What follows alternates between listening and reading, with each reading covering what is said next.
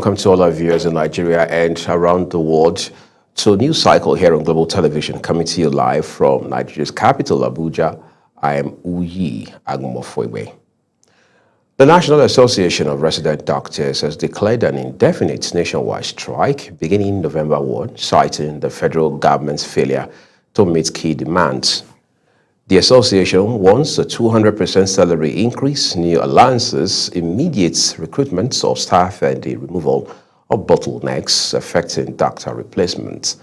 The association's president, Dr. Mohammed Suleiman, directed members to hand over patients and sensitize the public ahead of the action, warning that attempts to exploit doctors will be collectively resisted. President Bola Tinubu has commissioned some newly completed projects at the University of Ilorin as part of activities marking the institution's 40th convocation ceremonies. Speaking at the event, the president, who was represented by the Vice Chancellor of the Federal University of Technology, Akure, Professor Adenike Oladiji, said the newly commissioned projects underscore the essence of a true university system dedicated to the service of humanity.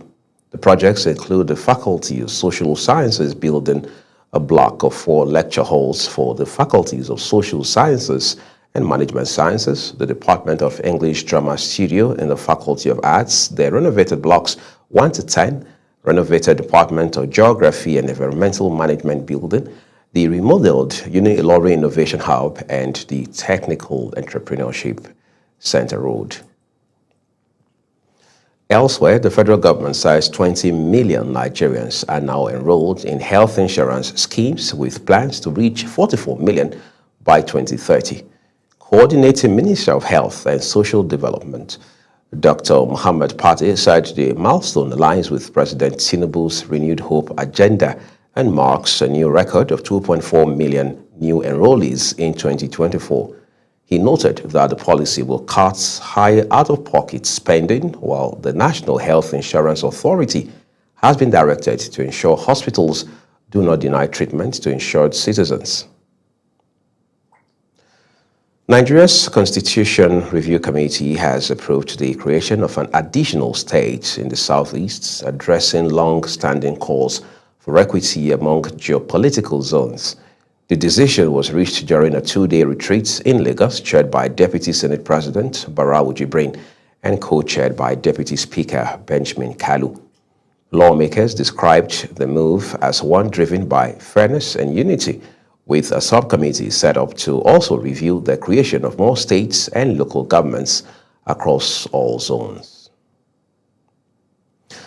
The Nigerian Railway Corporation says the Warri-Itakpe train service will resume operations on Wednesday, 29 October 2025. The corporation's Chief Public Relations Officer, Kalistus Onyemadu, disclosed this in a statement weeks after the corporation suspended train operations along that route. The agency further stated that the temporary suspension became necessary to enable the corporation carry out essential repairs, system checks, and maintenance on the tracks and rolling stock to enhance passenger safety and service reliability.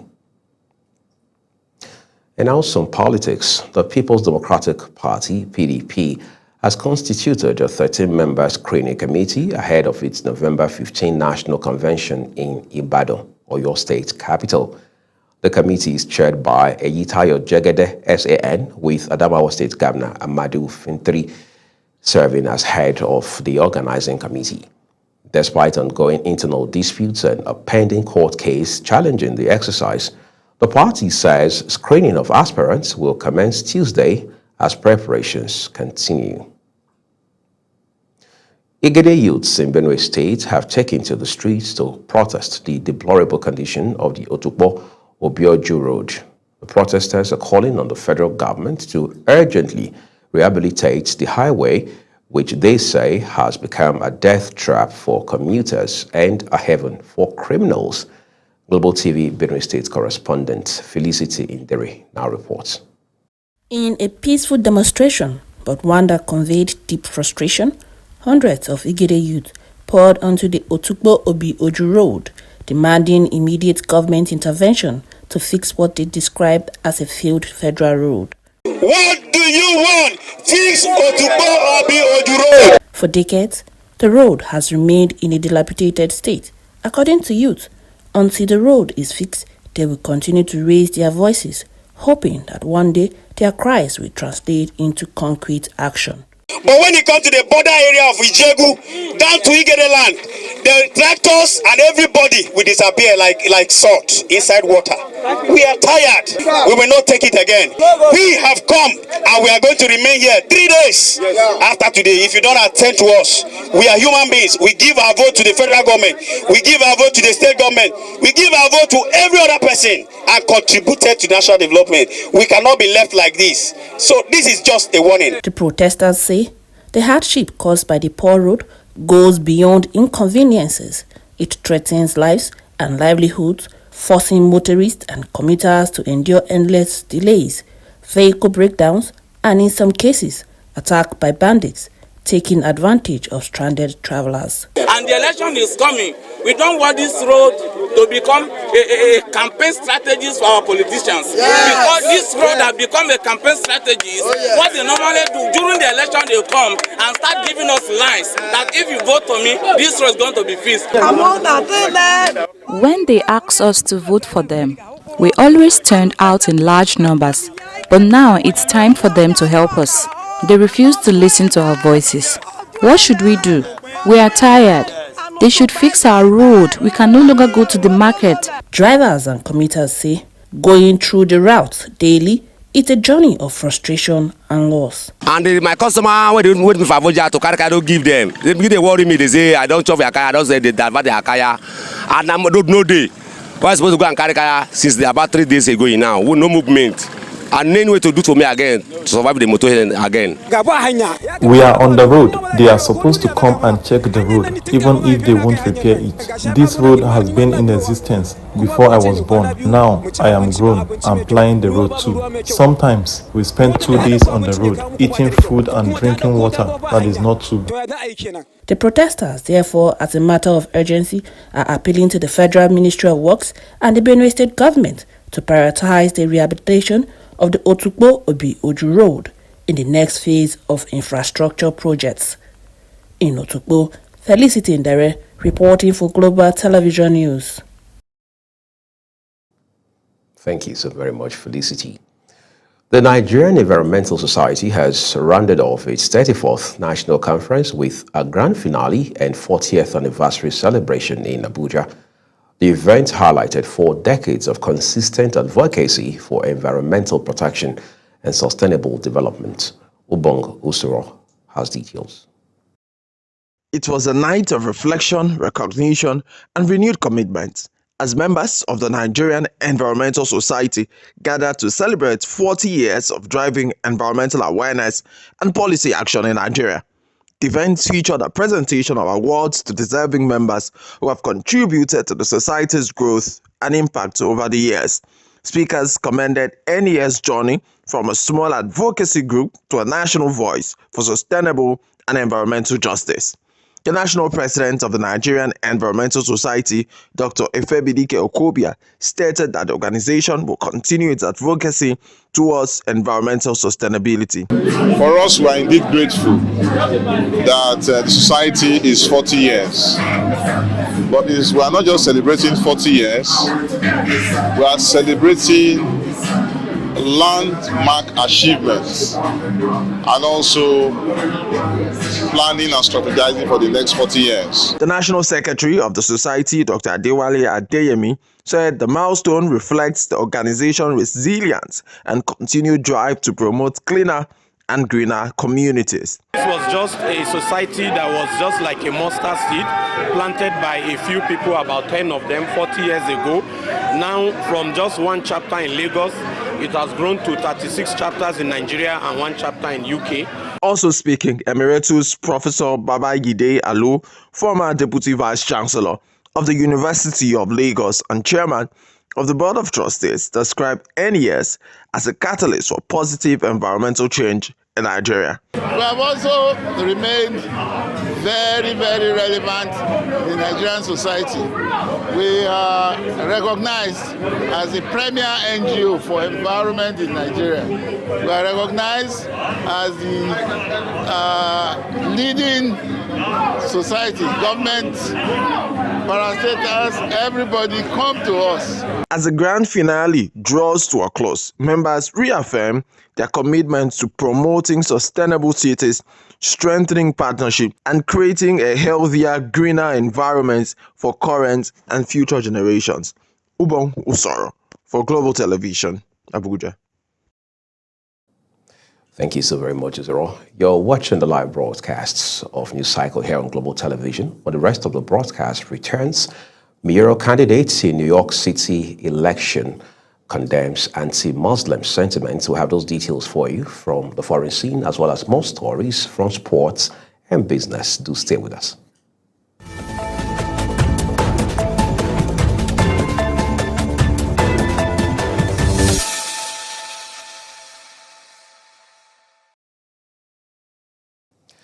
We'll now begin the second part of these news broadcasts with business.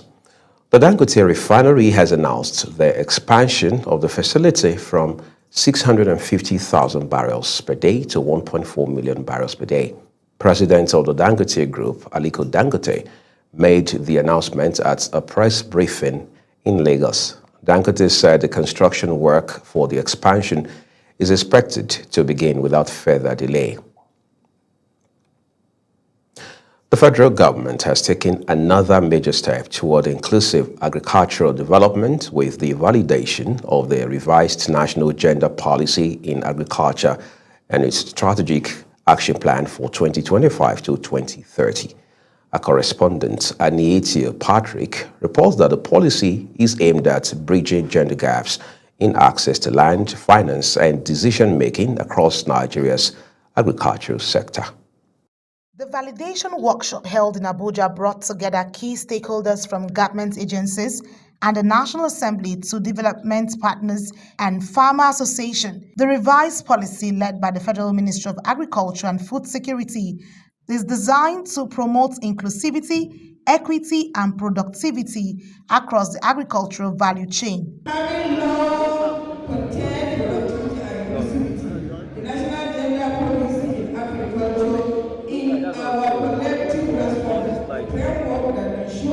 Equal participation, equitable allocation of resources, and targeted support for women, men, young, farmers, and possible disadvantaged.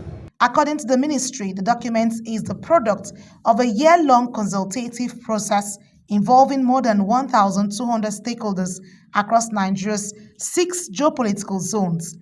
Permanent Secretary of the Ministry, Marcus Ogumbi, said the policy marks a milestone in mainstreaming gender equality into agricultural planning and budgeting. This policy will serve as a guiding framework for our actions and decisions in ensuring that the needs and perspectives of women and other vulnerable groups are integrated into agricultural development. For the chairperson of the National Gender Steering Committee and Food Systems Specialist at ActionAid Nigeria, Azubike Nwokoye, the policy reflects current realities, including the need to tackle gender-based violence and support young farmers. This revised National Gender Policy in Agriculture, we reflected over the gaps we have seen. You know, as we have been working with the policy, there are contextual issues that are coming up. There are things that are changing that we need to also reflect and also put in some action. The revised National Gender Policy in Agriculture is expected to be presented to the National Council on Agriculture for endorsement, setting the stage for more inclusive agricultural growth and better food and nutrition security nationwide. Anietio Patrick, reporting for Global TV News. Many thanks, Anietio. Still talking business, United States President Donald Trump and Malaysian Prime Minister Anwar Ibrahim have signed a trade agreement boosting U.S. access to critical minerals as China tightens control on rare earths. Beijing this month announced sweeping restrictions on the rare earths industry, prompting Trump to threaten 100% tariffs on imports from China in retaliation. Trump is in the Malaysian capital, Kuala Lumpur, at the Association of Southeast Asian Nations Summit, ahead of a meeting with Chinese leader Xi Jinping on Thursday. Now, time to take you to the foreign scene. Two Cameroonian opposition leaders backing presidential challenger Issa Chiroma Bakri have been arrested following disputed elections. And it sets Ekane of the African Movement for New Independence and Democracy and Jikam Chamini of Movement Democratique Integral were taken from their homes by elite forces after Chiroma claimed victory against longtime ruler Paul Biya. The arrest has sparked outrage from opposition groups who described the move as intimidation ahead of the official announcement of results. And now beyond Africa, New York City mayoral candidate Zoran Mamdani has given an emotional speech addressing what he called racist, baseless attacks from his opponents a day before early voting begins in the race he is projected to win.